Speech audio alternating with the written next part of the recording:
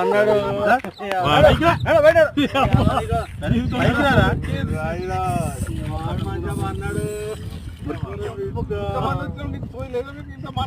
బాబాయ్ వాళ్ళు చచ్చిపోయి అనుకుని పోయినాట ముసైతాను చచ్చిన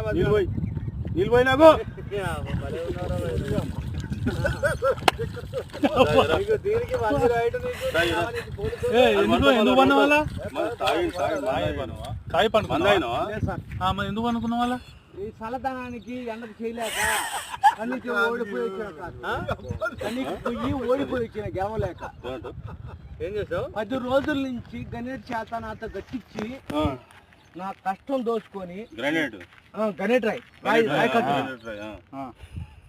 నాకు అంటే డబ్బులు ఇచ్చారు కానీ క్షమ